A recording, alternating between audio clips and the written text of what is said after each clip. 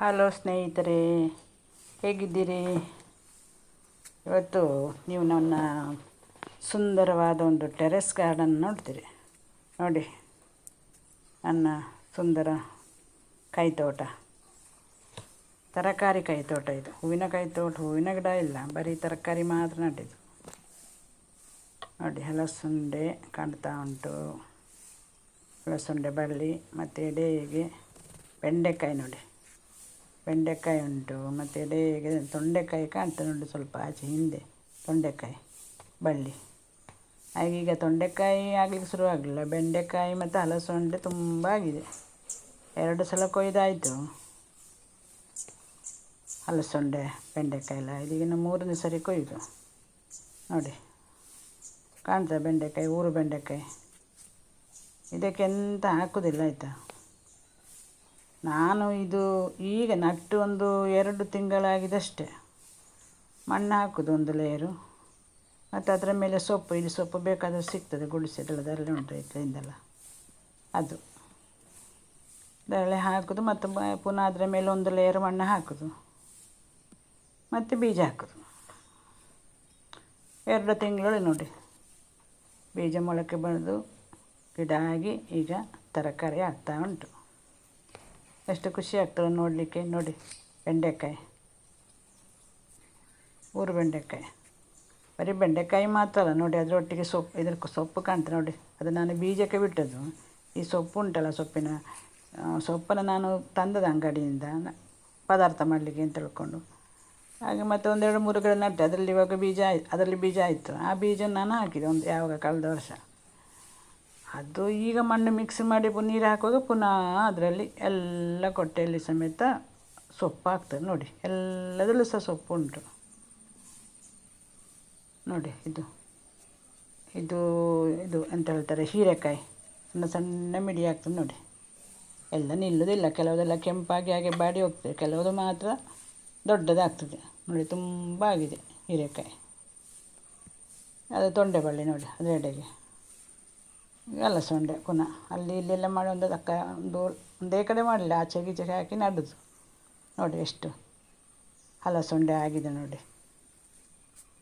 ಇನ್ನು ಅದರ ಜೊತೆ ಇಲ್ಲೇ ನೋಡಿ, ಅದರ ಆಚೆಗೆ ಈಗ ಒಂದು ಕುಂಬಳ ಬಳ್ಳಿ ಉಂಟು. ಕುಂಬಳ ಬಳ್ಳಿ ತುಂಬ ಉಂಟು. ಅದು ಎಂಥದ್ದು ಹೂವು ಆಗ್ತದೆ. ಅದರಲ್ಲಿ ಹೂವಲ್ಲಿ ಗಂಡು ಮತ್ತು ಹೆಣ್ಣು ಒಂದೆರಡು ಉಂಟು. ಆ ಹೆಣ್ಣು ಆದರೆ ಮಾತ್ರ ಅಲ್ಲಿ ಮತ್ತೆ ಪರಾಗಸ್ಪರ್ಶ ಆಗಿ ಅಲ್ಲಿ ಕುಂಬಳಕಾಯಿ ಆಗೋದು. ಈಗ ನೋಡಿ ನೀವು, ಅಲ್ಲಿಗೆ ಪರಾಗಸ್ಪರ್ಶ ಮಾಡಲಿಕ್ಕೆ ಜೇನುನೊಣ ಅಲ್ಲ ಅದು, ಇನ್ನೂ ಒಂದು ನೊಣ ಬರ್ತದೆ. ಯಾವುದಾದ್ರು ನೊಣ ಆಯಿತು, ಅದು ಅದರ ಕೇಸರವನ್ನು ಅದಕ್ಕೆ ಅಂಟಿಕೊಂಡು ಆಯಿತು, ಇನ್ನೊಂದು ಹೂವಿನ ಮೇಲೆ ಹೋಗುವಾಗ ಆ ಕೇಸರ ಅಲ್ಲಿ ಬಿದ್ದು ಕುಂಬಳಕಾಯಿ ಆಗ್ತದೆ. ಕುಂಬಳಕಾಯಿ ಆಗಬೇಕಾದ್ರೆ ಹೆಣ್ಣು ಹೂ ಬೇಕು. ಇಲ್ಲಿಗ ಹೆಣ್ಣು ಇಲ್ಲ, ಬರೀ ಗಂಡು ಹೂ ಮಾತ್ರ.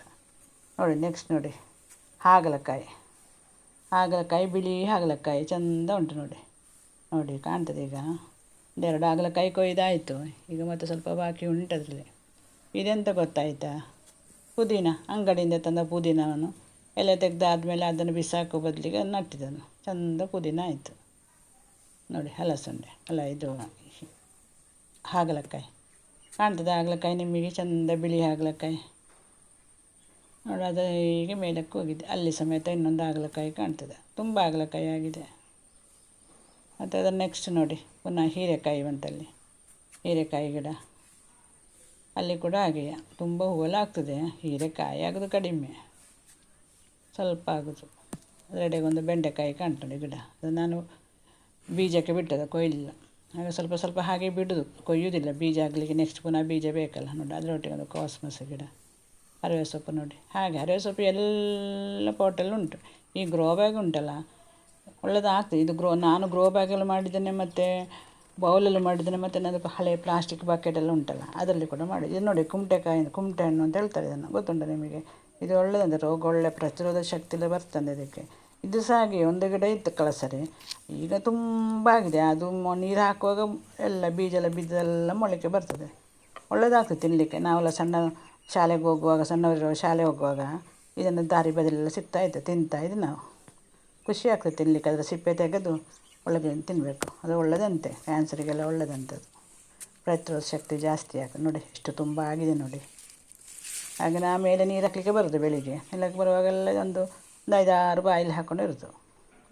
ಹಾಗೆ ಹಾಗೆ ನಂದು ತೋಟ ನೋಡಿ ಆಯ್ತಲ್ಲ. ಇನ್ನೀಗ ನಾವು ಅದನ್ನು ಕೊಯ್ಯುವ. ಈಗ ಬೆಳಿಗ್ಗೆ ಕೊಯ್ಲಿಕ್ಕೊಂಡು ಯಾವ ದಿವಸ ಬೆಳಿಗ್ಗೆ ನನಗೆ ಸ್ವಲ್ಪ ನನಗೆ ಪದಾರ್ಥಕ್ಕೆ ಬೇಕಾಗಿದೆ ಅಂತಲೆಲ್ಲ ತುಂಬ ಆಗ್ತದೆ. ಈಗ ಹಲಸನ್ನು ನೋಡಿ ಎಷ್ಟು ಆಗ್ತದೆ ನನಗೆ. ನಾವು ಒಬ್ಬಳಿಗೆ ಎಂತ ಮಾಡಬೇಕು, ನಾನೆಂತ ಮಾಡಿ ಎಲ್ಲ ಸಿಕ್ಕಿದೆಲ್ಲ ಕೊಯ್ದೆ. ಯಾವುದೆಲ್ಲ ಅದು ಕಷ್ಟ ಉಂಟು ಸ್ವಲ್ಪ. 1-2 ದಿವಸ ಆಚೆ ಈಚೆ ಆದ ಕೂಡಲೇ ಬೆಳೆದು ಹೋಗ್ತದೆ ಬೆಂಡೆಕಾಯಿ ಮತ್ತು ಹಲಸು. ಆಗ ನೋಡಿ ಕೊಯ್ಯಬೇಕು. ಆಗ ಕೊಯ್ದ ದಿವಸ ಕೊಯ್ಯೋದು. ಮತ್ತು ನನಗೆ ಬೇಕಾದ ಪದಾರ್ಥ ಮಾಡಲಿಕ್ಕಿಟ್ಟು ಬಾಕಿಲನ್ನು ಬೇರೆಯವರಿಗೆ ಕೊಡೋದು. ಒಳ್ಳೆಯದಲ್ಲ, ನಾವೇ ಒಬ್ಬರೇ ಅಂತ ತಿನ್ನೋದು. ಕೊಟ್ಟಷ್ಟು ಒಳ್ಳೆಯದಂತೆ, ಜಾಸ್ತಿ ಆಗ್ತದಂತೆ. ಯಾಕಂದ್ರೆ ನಾವೇನು ಹೋಗುವಾಗ ಹೊತ್ತುಕೊಂಡು ಹೋಗಲಿಲ್ಲ, ಬರುವಾಗ ತರಲಿಲ್ಲ, ಹೋಗುವಾಗ ಹೊತ್ತುಕೊಂಡು ಹೋಗೋದಿಲ್ಲ. ಮತ್ತು ಯಾಕೆ, ನಾವು ಮಾಡಿದ ಒಳ್ಳೆಯದೇ ನಮಗೆ ಸಿಕ್ಕುದು. ಹಾಗೆ ಸ್ವಲ್ಪ ಪರೋಪಕಾರ ಮಾಡುವ. ಹಾಗಾಗಿ ನಾನೆಂತ ಮಾಡಿದೆ, ಎಲ್ಲ ಒಂದೊಂದು ಮನೆಗೆ ಸ್ವಲ್ಪ ಸ್ವಲ್ಪ ಕೊಡೋದು. ತುಂಬ ಮನೆ ಉಂಟು ಸುತ್ತಮುತ್ತಲು. ಹಾಗೆ ಕೊಡೋದು ಅವರಿಗೆಲ್ಲ ಖುಷಿ ಆಗ್ತದೆ. ಅವರಿಗೆ ಕೇಳ್ತೆಗೆ ಒಳ್ಳೆ ಖುಷಿ ಆಗ್ತದೆ. ಒಳ್ಳೆಯದುಂಟು ಆಗ ನನಗೆ ಸಹ ಖುಷಿ ಆಗ್ತದೆ, ಅವ್ರಿಗೆ ಸಹ ಖುಷಿ ಆಗ್ತದೆ. ಎಲ್ಲರೂ ಖುಷಿ. ಲೋಕೋ ಸಮಸ್ತ ಸುಖಿನೋ ಭವಂತು ಅಂತ ಹೇಳಿದ ಹಾಗೆ ಎಲ್ಲರಿಗೂ ಖುಷಿ ಆಗ್ತದೆ ಅದು ಕೊಡುವಾಗ. ಹಾಗೆ ನಾನೆಲ್ಲ ಕೊಡೋದು. ನೋಡಿ ಎಷ್ಟು ಹಲಸಂಡೆ ಆಯಿತು ನೋಡಿ. ಅದು ಎಷ್ಟು ಉದ್ದ ಉಂಟು ಗೊತ್ತುಂಟು. ಹಲಸಂಡೆ ಉದ್ದ ಉಂಟು ನೋಡಿ. ಅದರೊಟ್ಟಿಗೆ ಒಂದು 5 ಉಂಟಲ್ಲ ಕುಂಬಳಕಾಯಿದು ಇನ್ನೊಂದು ಉಪಯೋಗ ಉಂಟು. ಕುಂಬಳಕಾಯಿ ಆಗದೇ ಇದ್ದರೂ ಸಮೇತ ನಮಗೆ ಅದನ್ನು ತೆಗೆದು ಕುಂಬಳಕಾಯಿ ಹೂವನ್ನೆಲ್ಲ ಒಟ್ಟಿಗೆ ಮಾಡಿ ಇದು ಮಾಡ್ಬೋದು, ಚಟ್ನಿ ಮಾಡ್ಬೋದು. ಒಳ್ಳೆಯದಾಗ್ತದೆ ಅಂಥದ್ದು ಕುಂಬಳಕಾಯಿದು ಚಟ್ನಿ. ಹಾಗೆ ಹಲಸಂಡೆಲ್ಲ ಕೊಯ್ದಾಯಿತು. ಇನ್ನೂ ಸಹ ಉಂಟು. ಅದನ್ನು ನಾಳೆಗೆ ನಾನು ಇಟ್ಟದ್ದು. ನೋಡಿ ಹೇಗೆ ಆಗಿದೆ ನೋಡಿ ಹಲಸಂಡೆ ಅಲ್ಲ. ಖುಷಿ ಆಗ್ತದೆ ನೋಡಲಿಕ್ಕೆ. Time pass. ಸುಮ್ಮನೆ ಬೇರೆನೆಲ್ಲ ಮಾಡಿಕೊಂಡು ಕಾಡು ಹರಟೆ ಹೊಡೆಯೋ ಬದಲಿಗೆ ಕೂತ್ಕೊಳ್ಳುವ. ಖುಷಿ ಆಯಿತು ಎಲ್ಲರಿಗೂ ಸಹ.